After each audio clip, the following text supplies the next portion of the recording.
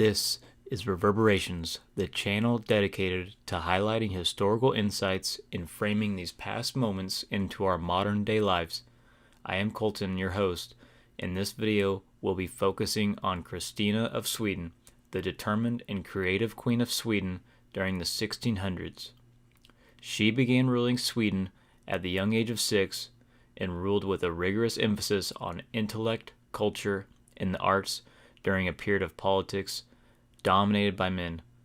Kristina shows us how our leaders should pursue human ingenuity and imagination rather than lining their own pockets. Time to dive headfirst into a view of Northern Europe in the 17th century.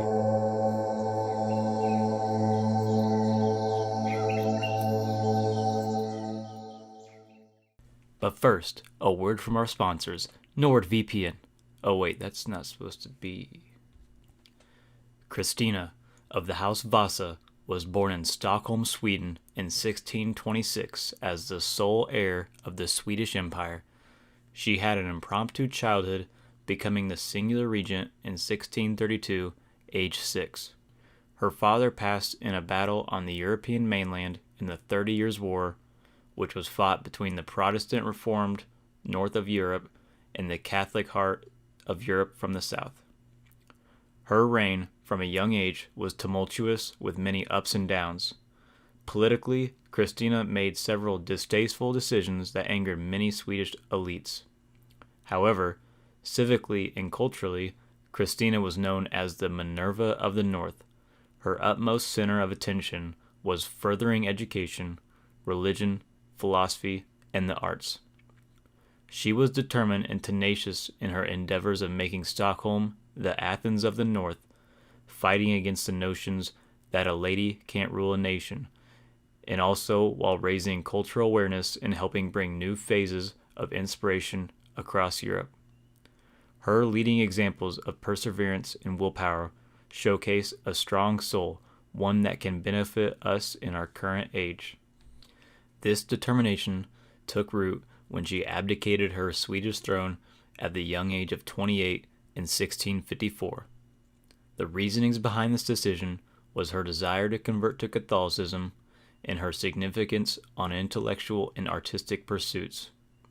After this abdication, she traveled around Europe and eventually settled in Rome itself, where she stayed until she passed in 1689. Pope Alexander VII described Kristina as a queen without a realm, a Christian without faith, and a woman without shame. Even though she may have misfaltered in aspects of governance, her lifestyle nonetheless displays many positive points of humane traits that can be passed on through thought and learning. Our destinies that we were born into aren't required to be followed. We have the aptitude in each and every one of us to carve our own paths.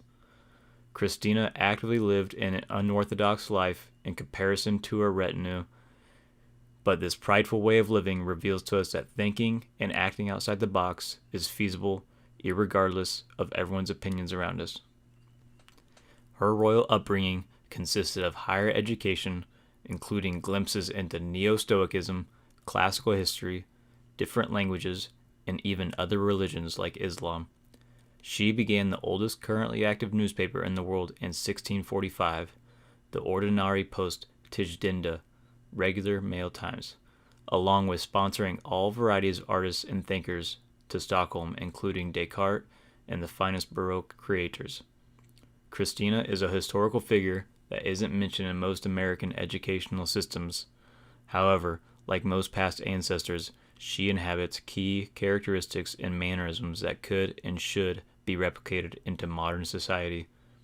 This would lead to more human creativity, inspiration, and other realizations where we can all live in a new Athens.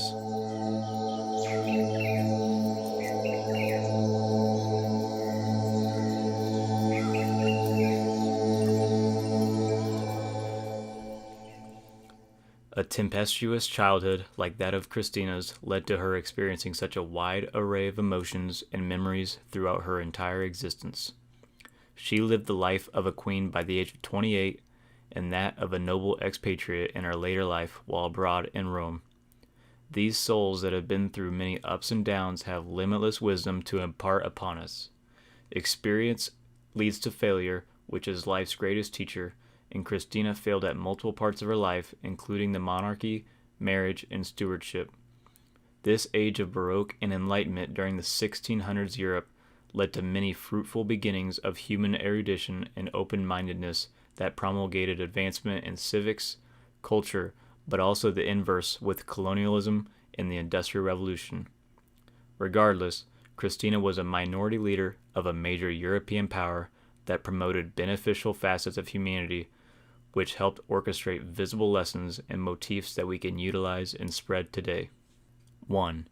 To obey no one is a greater happiness than to command the whole world, Kristina. Positions of power have the potential of bringing anxiety and other ailments that may harm our mental efficiencies.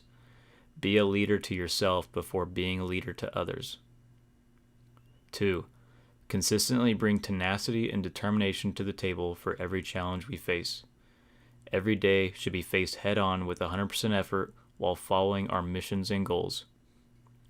3. I love the storm and fear the calm, Kristina.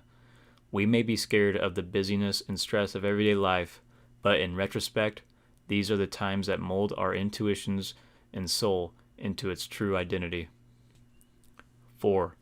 Our own ingenuity and creativity add to our uniqueness. Be different. It is imperative to act upon our imaginations.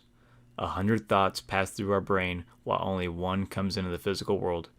Speak more of these ideas that traverse throughout our minds. 5. We should never believe anything we have not dared to doubt, Kristina. A weak mind will not think outside the box and is content in the knowledge they have been told. A strong mind strives to confront new frontiers of tuition and study.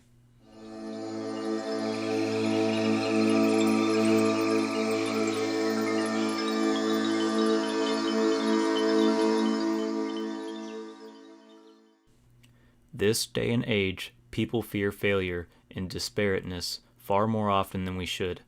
It doesn't help that people make judgments and opinions regarding matters at record-setting paces. Maybe it is time for us to let things be what they are instead of passing sentences and opening our mouths when it is usually unnecessary. Following the examples of Marcus Aurelius and Kristina of Sweden, we should open our minds to infinite possibilities and receive every bit of information that we can collect. Our minds can and should be our greatest weapons rather than our own constructions and mechanizations. This is how Kristina would want it. We can find influence in her tenacity, grit, and intellectual perseverance to carve our own destinies rather than following the rails that have been laid down for us. Technology, mass media, and our government give us groundwork for how we should act and behave. Why don't we just find that insight within our own souls and become our own masters?